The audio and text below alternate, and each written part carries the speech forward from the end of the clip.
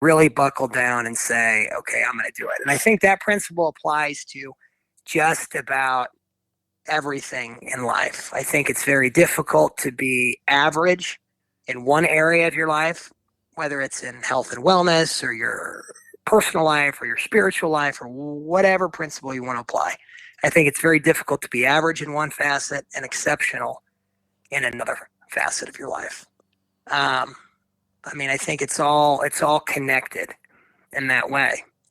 So I agree with you. And for those that are tuning in, we've got Ethan Carl. He's a music artist and an extraordinary man, husband, performer, former wrestler.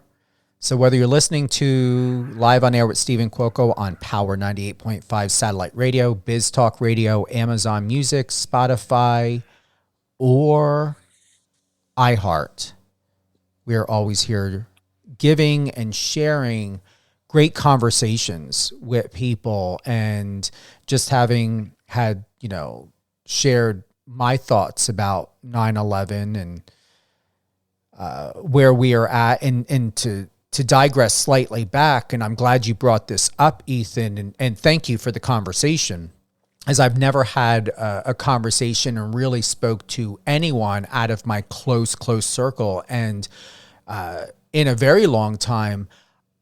What is very interesting is I've been on Twitter today, Facebook, Instagram, and TikTok. I can tell you, I did not see one thing about 9/11. Nothing. Normally, we were seeing every year, even in news networks were doing some sort of memorial. Everyone was doing something. Not even on the news. I'm going to tell you, I didn't watch news all day. I'm not saying I kept up with everything all day, but knowing from when that had happened all the way up to now in 2024, here on 9/11, I have not heard one thing or saw one post from a news outlet to a news story to anything else. I've been reading and seeing a lot of mockery about Trump and Kamala, talking about the debate, making fun of two elderly people, but nothing about 9/11 today. I've been seeing a lot of, no matter how much when I put those filters on, no matter what I do, I'm constantly seeing on social media guys with semi-erected penises, just like I was on Instagram today and it came up on my For You page. No, I'm sorry, correct. TikTok today. And here is a guy who happens to have an OnlyFans account. Had to look into it because I didn't understand what was this person doing in New York, carrying a Yorkie, walking across the street in New York with a semi-hard, if not hard, penis popping out through a pair of pants. And most definitely there was probably children around. And then I just looked a little bit more. I'm like, oh, okay, so this guy, Levy's got OnlyFans and things. I mean, that's where we're at. That to me, if anyone were to have a comment about anything I had said earlier in my response to you about 9/11 and where we are at in the climate of the world, what I find most deplorable and disgusting is you are a person of credibility. You are a person of faith. You are a man of family and substance. You and I have had conversations before this. And your Instagram and everything looks phenomenal. Your content is polished. You have 6,233 followers. You're following 621 people. Everything from what I see here and having the opportunity of knowing you, Ethan, makes sense.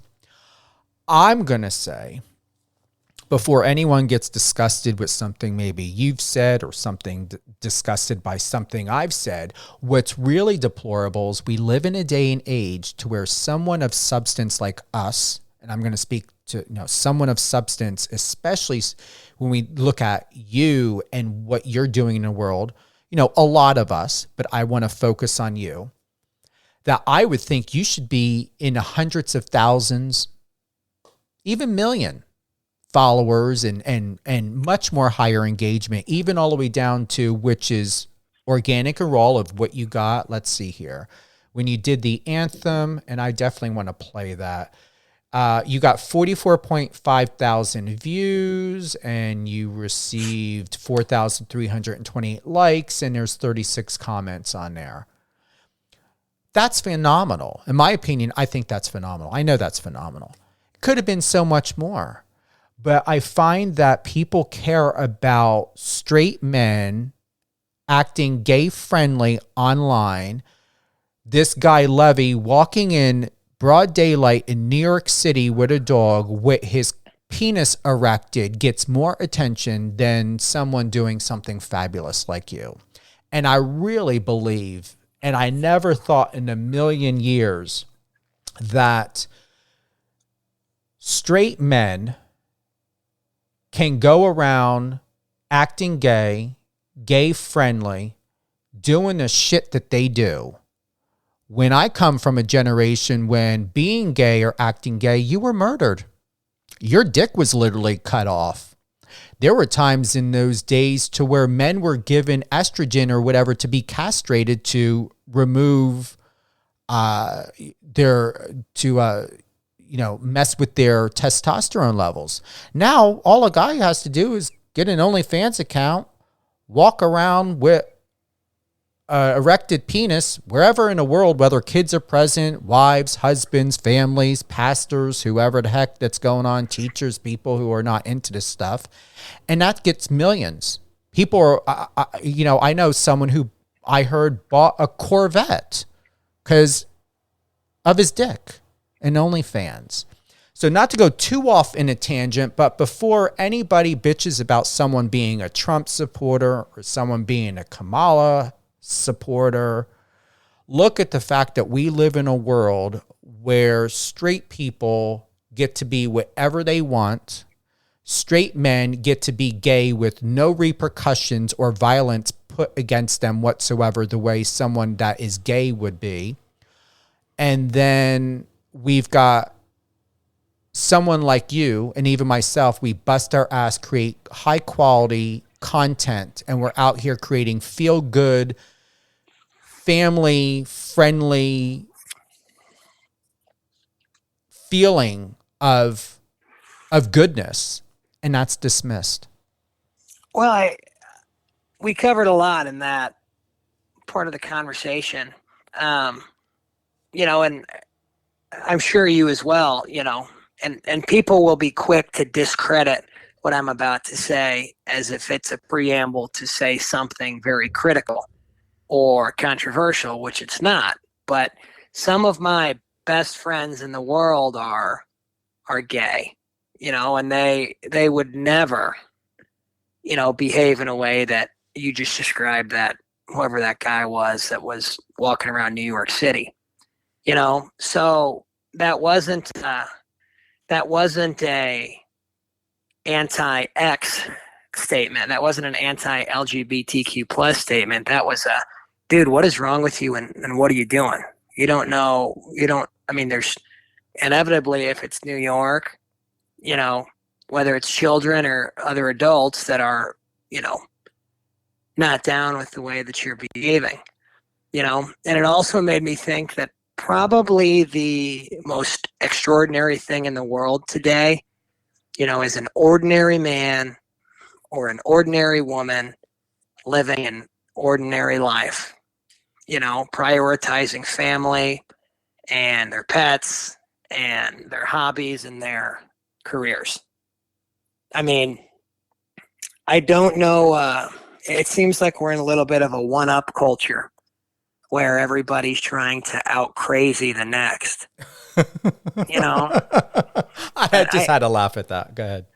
No, it's okay. It's just, I don't know what is Oh, so wrong with working hard, reaping what you sow, and taking the honest path to success. I mean, there's no fast track to anywhere that's worth going. Anything worth doing is very hard to accomplish, and if that means that I don't get as far in my career because I'm not willing to do something ludicrous, then at least I can fall asleep at night, knowing that I'm putting in good, honest work, and that's not a crutch or a consolation prize. To me, that is the prize. I mean, if I can't look myself in the mirror, then I've got nothing. If I can't be faithful to my wife and work hard for my family and, you know, again, apply the golden rule, then, you know, I got nothing. So I don't care about having um, millions and millions of followers if it comes at the cost of jeopardizing what I believe in. And there's a lot of people that'll say that. A lot of people that'll say that, you know, that won't walk the walk. But yeah, I mean, it's frustrating. It's a difficult time to be alive. You know, I mean, maybe every generation says this, but I look back at when my parents grew up or when my grandparents grew up, and things just seemed pleasantly simpler.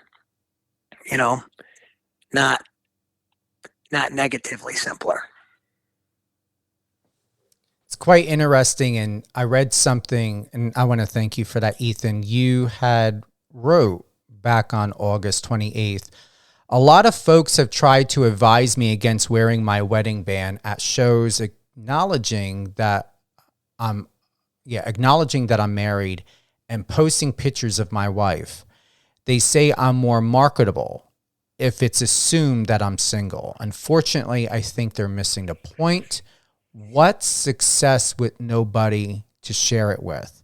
And honestly, that is still being told to music artists.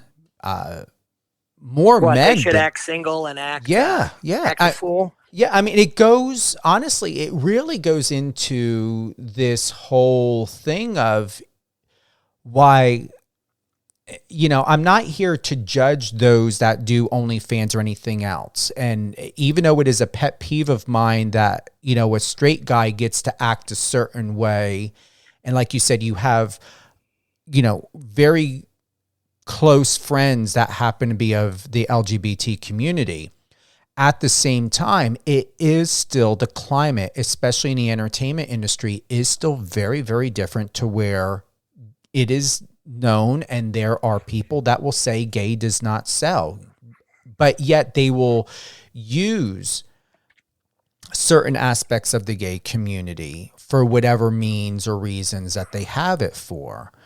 And just like with you, when you had said, there is this, this thought, this belief that if a man is strong and straight and single and muscular, that he is more marketable than if he is married with children or anything else. And that doesn't surprise me that you were told that, because it's still, you guys are still being told that in this industry. Yeah, I had somebody say, "Don't get married until you have your gold record hanging on the wall."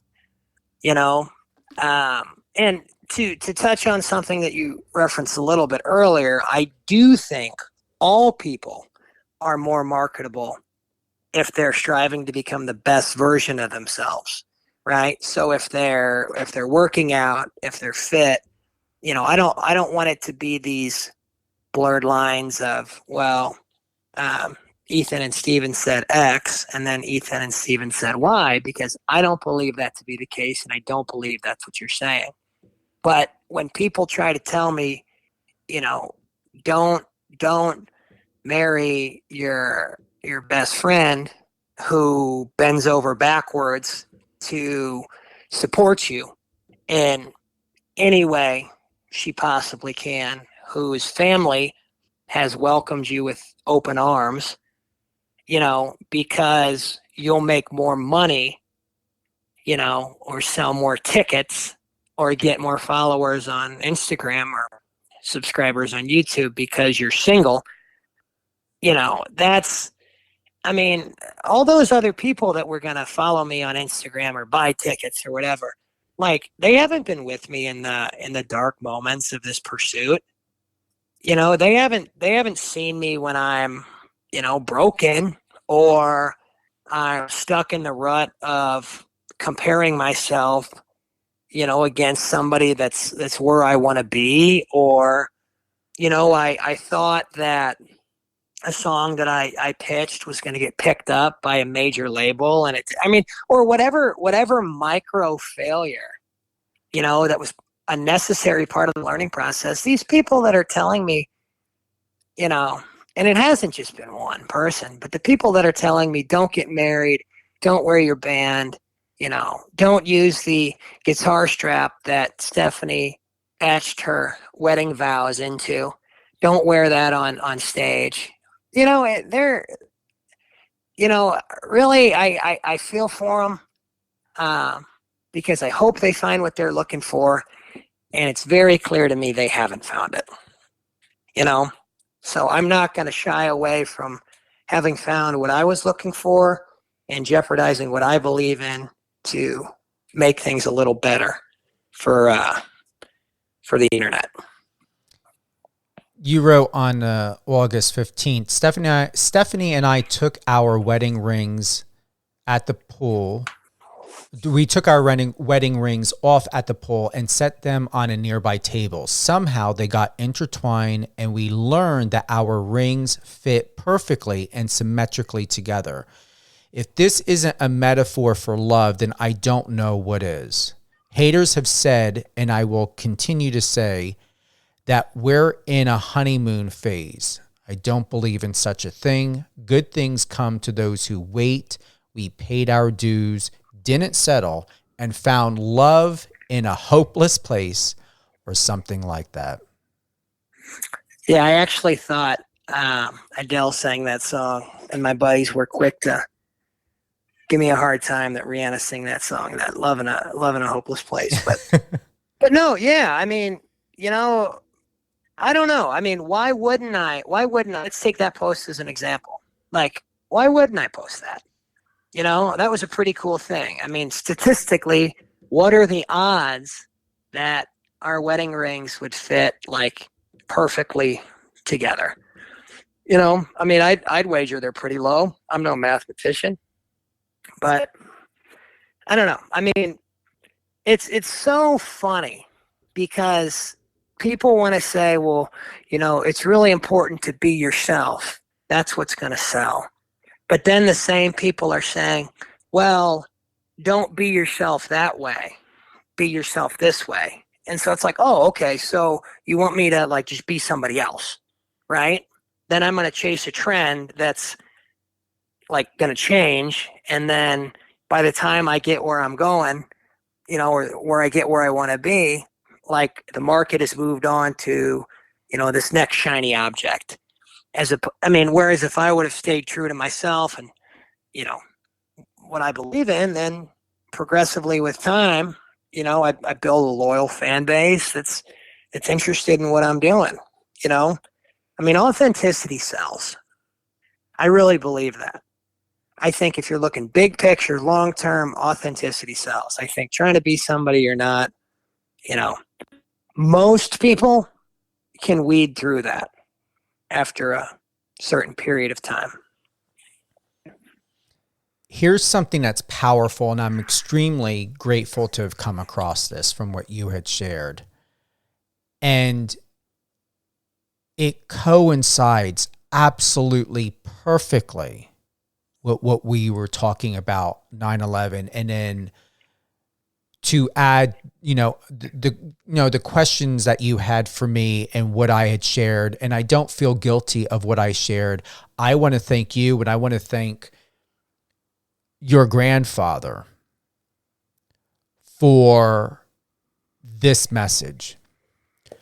You wrote on August 2nd, "He was the ultimate badass. I never got to know him, but I wish I did. Alzheimer's took his brain and later his body. He spent the last decade or so of his life rotting in a nursing home while the world moved on around him." I'm still angry at that. That is something that people do every single day, whether there's war, a crime, 9/11, Christmas, Thanksgiving, a world life tragedy. It's these words: while the world moved on around him.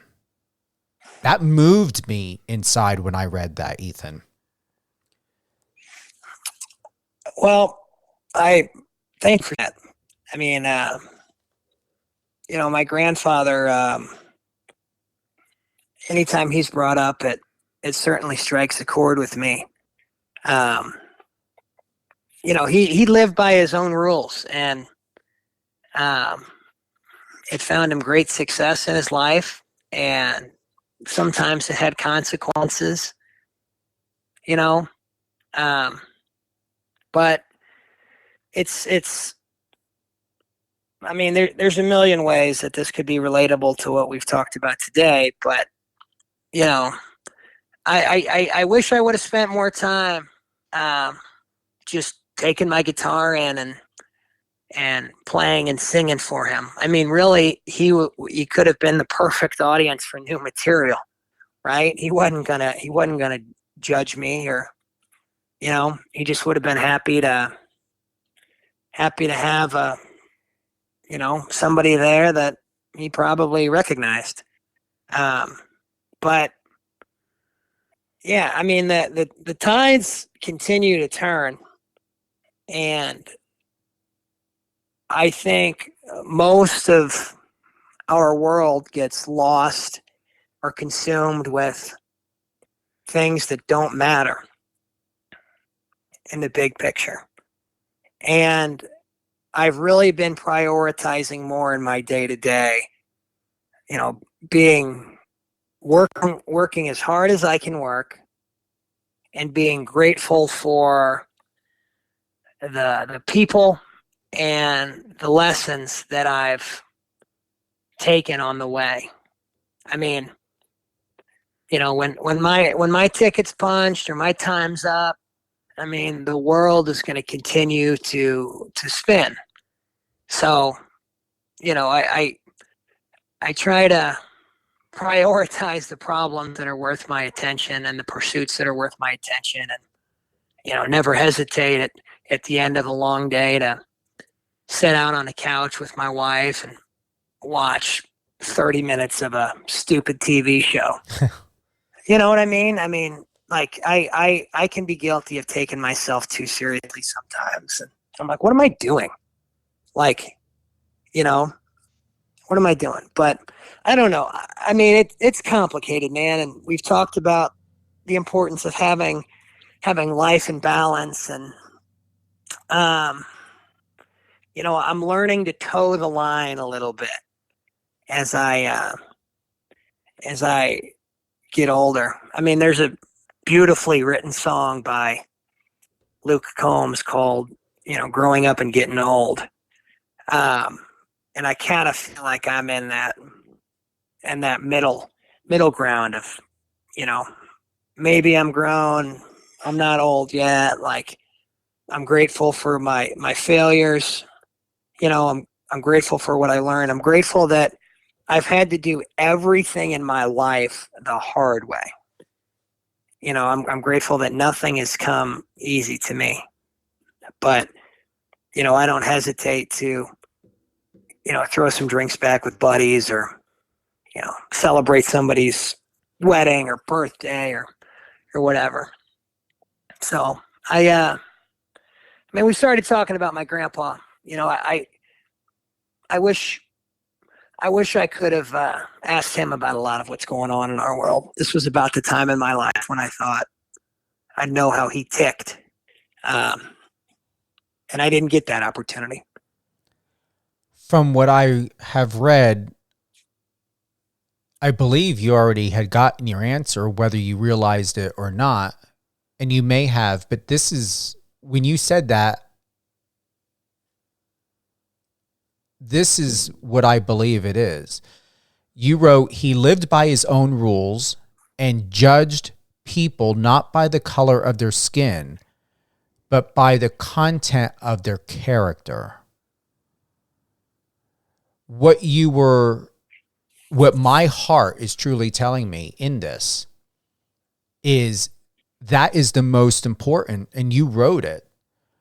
That's what you're living. That's what you're doing. Dr. King said that first. And people are pretty quick to race bait you, one way or another, both sides, all sides of the fence.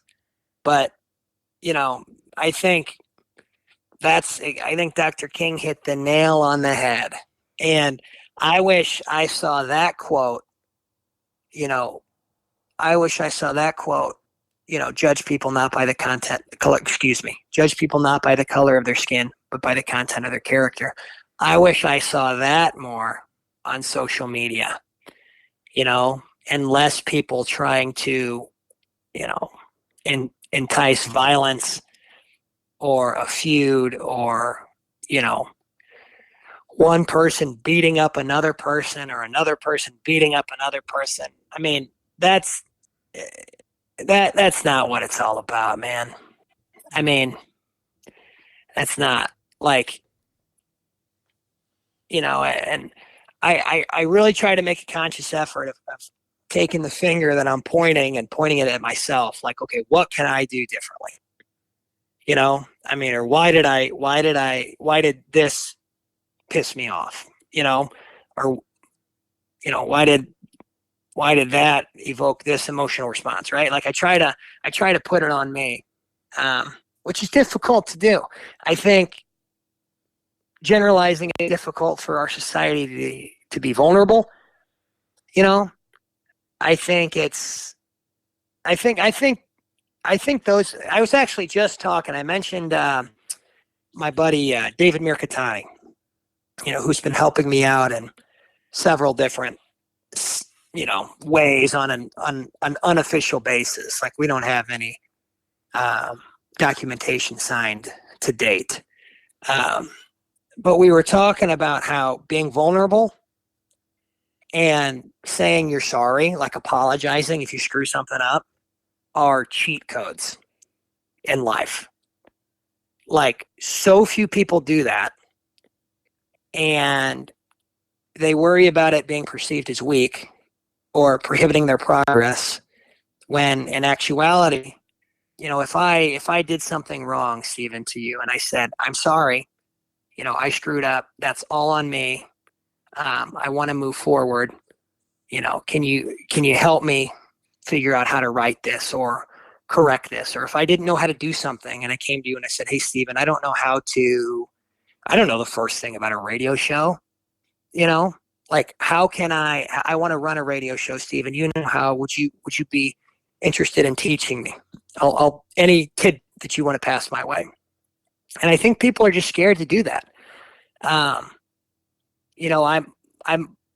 fortunate, I guess, that I was around some of the right people that kind of encouraged me to do that from a young age, to say, I need help, or, Ethan, you need to own this because you screwed up. And I think it's paid immense dividends in my professional life. I was sitting with that for a moment.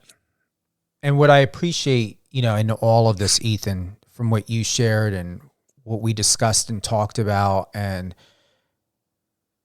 I'm really grateful to you to have asked me that question about, my thoughts, not only with the president candidacy and, 9/11 and all of that. And from what I read from the post that you shared of your grandfather, it's just understanding, and what I just heard with you, I'm summarizing that what I'm hearing, what I've read, what I've been asked, what I just have been processing throughout this entire time being with you is it's about ownership. It's about taking responsibility to the ownership we have of ourselves, the decisions that we plan to make, we have made, and everything else along the way. And my whole thought and feeling and belief when I think about 4th of July and Memorial Day and Labor Day and 9/11 and Thanksgiving is, no matter what any of, Kamala has used references, this happened to us, or, certain things, no one did any of this. I had no part of 9/11. No one did anything to me. Those planes that hit that building had nothing to do with me. I'm not taking on the pain and sorrow of something that is not mine. 4th of July, Labor Day, the men and women and children that have been murdered is not mine. I have no right to celebrate something that is not my right to celebrate. What I'm going to do on these days is I'm going to pause and reflect on what I learned from what these people had done, what they had gone through, what they had sacrificed. And I'm going to reflect on that information, and I'm going to look at how is that reflection on me? What does that mean to me? Where have I sacrificed for myself, for what I believed in? What can I learn from this? So no, on holidays, I'm not getting drunk. I'm not worried about hanging out with people and family. I'm not worried about having a party. I'm not concerned about getting on a plane and just because the calendar said that on this day I'm going to take a trip. I'm going to reflect and sit in what I've learned from that experience and find a way, pray for a way, or just allow whatever needs to come to me to do better and to be of assistance to keep myself as much in balance so that I can help another person. That's what you do in your music. That's what you do, Ethan, in your reflection. That's what you did in the live performance most recently when you sang the Star Spangled Banner. That is our responsibility, in my opinion.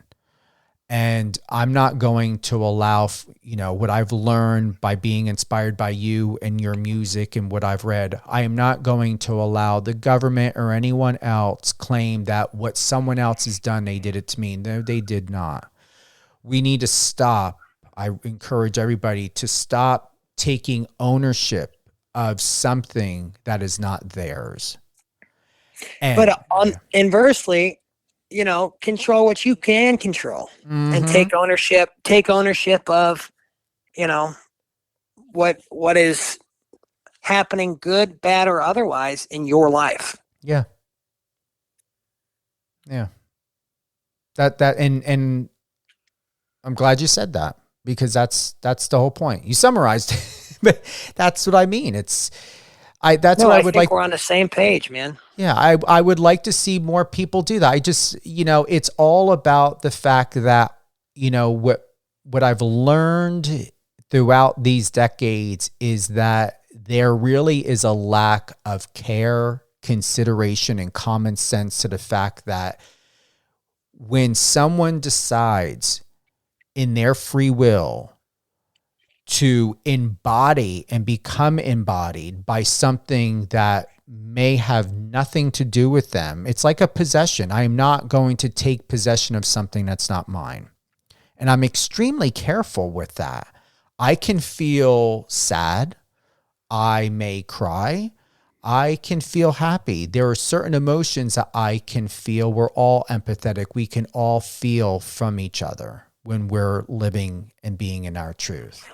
At the same time, I'm just not going to, once again, I just think the most insulting thing when I think about certain days like Labor Day and 4th of July, Memorial Day and 9/11 is how dare anyone use that to their advantage to do whatever it is that they want to do, party, get drunk, drug up, whatever it is that's happening, or even make it about them in sadness. I think what it needs to be is if it did not directly affect you, then find a way to know that if you do want to be part of it, where did it indirectly affect you?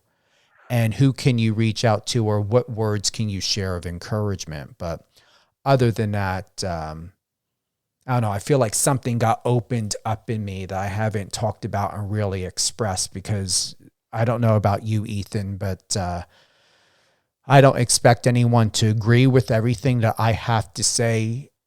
But there have been quite a few people in my life that have challenged me by making it very loud and clear that I'm absolutely wrong, or I'm speaking in blasphemy, or whatever it is that may be. I've been ridiculed and judged for things that I've said, but simply, if I said something and someone was triggered, no matter what it was, I must be speaking something because it's getting a reaction somehow. And I'm trying to be as loving as possible. And if it ends up causing someone to not feel loving from what I said, well, that's not my problem or yours. No, and I'm not going to spend a minute of the 24 hours I have in a given day to, be consumed with somebody spewing nonsense, to tear me down or whatever. I mean, just keep it moving, on to the next task. You've got a song, I Could Use a Win. That came out a year ago. You highlighted that on your Instagram. What's up next? You've got concerts coming up. I believe you got a long list of an itinerary coming up, right? Yeah. Most exciting is I've got there's a buddy of mine that was a former WWE superstar. His WWE name was Damon Kemp. His given name is Bobby Steveson. We've been collaborating on a project that's going to be coming out this fall, and I'm excited to get that out and released. So Bobby and I have talked for years about doing a song together, and the right time presented itself, and we jumped on it. So that should be coming out in October, at the latest November. But I'm really excited to share that with everybody. I think it's going to be a hit. You actually have something tomorrow. You have a concert tomorrow? Yeah, tomorrow I'm playing in Shiloh, Illinois. So it's, man, I don't even know how far away that is from where I am right now. But that'll be fun too. So if I was going to highlight like something of great significance, release days are always special. Like dropping a song is always special. So dropping that next one with one of my best buddies is, going to be a highlight for sure. You're booked. You're going all the way until October 31st. Yeah. Wow. And beyond, like if you're looking at my website and you hit more dates, like it'll wow, all the way to well. December. But yeah. I mean, I've mentioned a few times that the takeaways that I've learned from wrestling, and I'm in a unique place in my life where I don't have kids, so I'm not trying to criticize other artists that do. But, one thing I learned is that I have a definition of hard work, and other people have a definition of hard work. And our definitions are miles apart. So I'm in it to win it. I mean, you mentioned my 6,000 or so Instagram followers. I mean, I'm just starting to see some high engagement and traction on there. I think just a couple months ago, I was about 3,000. So I'm pleasantly surprised. Not surprised isn't the right word. I'm pleased with, you know, jumping up considerably in a short amount of time. And it gets me optimistic about what's to come, and grateful that the hard work that I've been putting in is paying off. And I couldn't do anything. I couldn't do any of this without my support system. So I'm grateful to them as well. Any closing thoughts?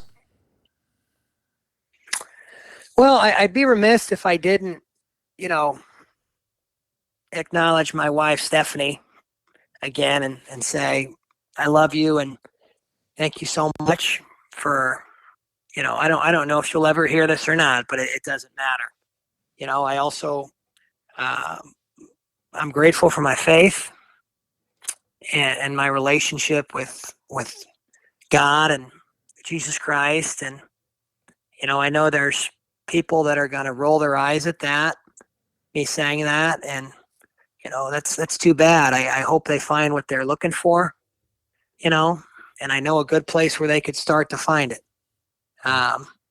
But lastly, I just say thank you, Stephen, for your time and having me on and letting me share some of my story, and more importantly, sharing vulnerable parts of your story. I hope that this is used for good for many people.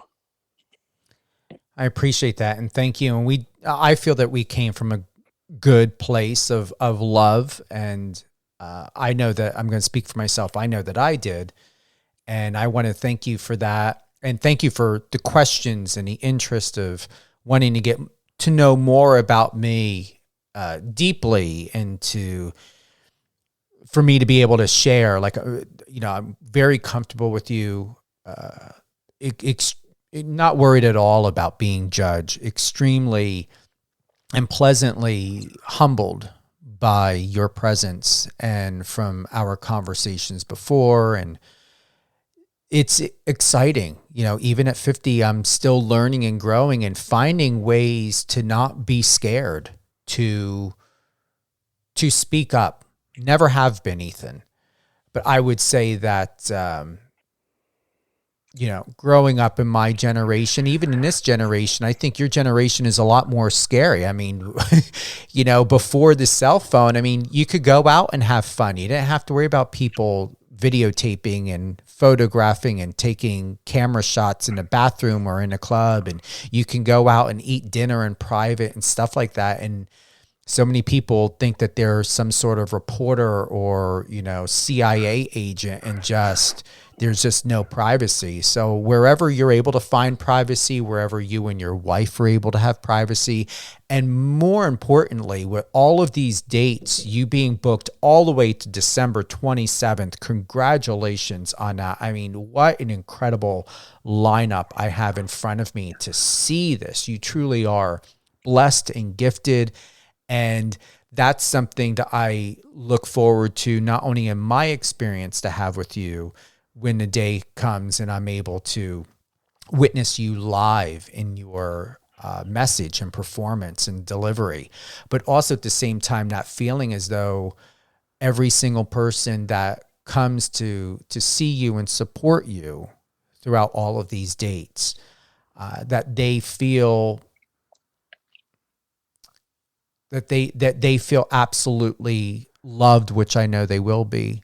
And then also at the same time, to be able to have what all of us are having right now, the opportunity to enjoy getting to know every part of who Ethan Carl is. And I truly believe you don't ever have to worry about what to say.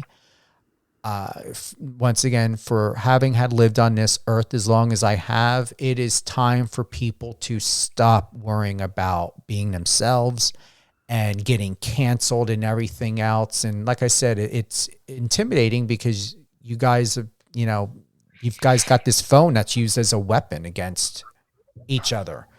But you continue to do what you're doing and living by what you believe in. I believe that there may come a day and people are going to start putting down their phones and start, you know, like with you, enjoying what you have to offer and the message that you are planning to share. Well, thank you, Stephen. This has been great, man. I'll look forward to doing it again soon. Oh, absolutely. You, unless you in a rush, do you have to go? No, I'm not in a rush. All right. Well, hold the line. We're going to close out with your live with this anthem, and then we'll have a quick private chat and then be on with our day. How's that sound? Let's run with it. All right, here we go. Ethan Carl, everyone. And this is for today, 9/11. Still there, oh say, does that star-spangled banner yet wave o'er the land of the free and the home of the brave?